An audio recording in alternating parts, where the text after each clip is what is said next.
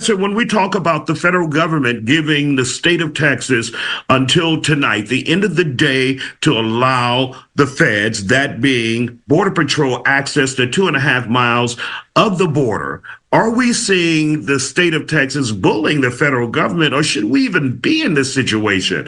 It's the federal government. Well, I don't think we should even be in this situation. The federal government has their job. The state of Texas has their job.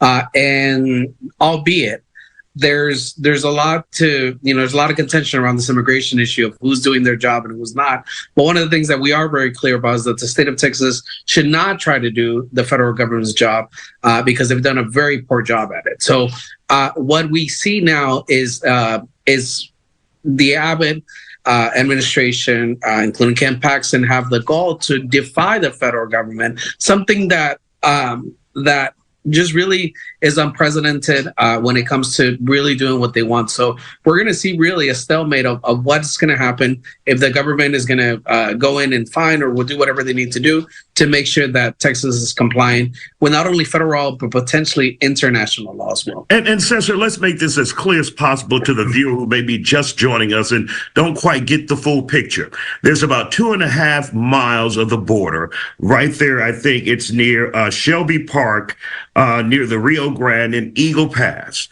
And they're saying the state of Texas will not allow the federal government, Border Patrol, to have access to that part of the border here in Texas. And it's where Friday, where a woman and her child drowned, right? Or last week, where a woman and her child drowned. Mm-hmm.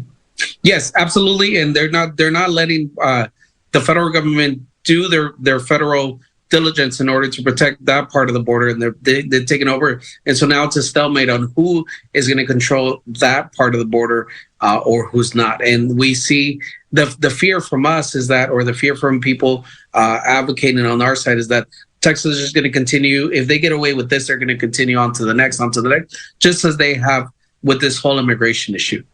All right, let's bring in Angela Vox, talk show host, conservative. Angela, the Constitution is clear. Is Texas going too far or doing where the federal government, according to many, may be dropping the ball? Well, Cesar made a statement that what Texas is doing is outrageous, I believe is the word he used. What is actually outrageous is that the Biden administration has willfully, purposefully flung open the border and is in defiance right now with the threats of, Joe Biden was caught on a hot mic last week talking about sending F-15s to Texas. And what's outrageous is this government is purposefully, openly committing treason against the United States of America. They are allowing the invasion of our country, period, the end. They are doing it for a couple of reasons. Number one, they want voters. Democrats are finally starting to admit the obvious. Number two, Joe Biden and his handlers, whoever they are basically telling him to do this. What is also equally outrageous is that Joe Biden's administration is suing the state of Texas to basically stop Texas from protecting its own borders, which the federal government has refused to do. So this is the 18th day that the Biden administration has to decide if they're going to come in and violate the 10th Amendment and the Posse Comitatus Act. Now, people don't seem to understand that all the quote unquote good troops right now are basically in Europe and other areas. The ones here don't really even have bullets. So, we've got a lot of people in the Texas militia, and the Texas militia, people don't understand, is like, for lack of a better term, a state military arm that's under the governor of Texas.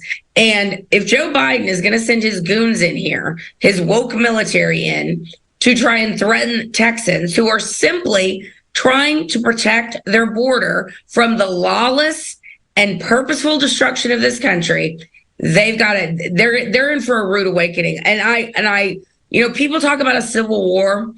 I think we're a powder keg for sure. This kind of has kind of Waco all over it to me.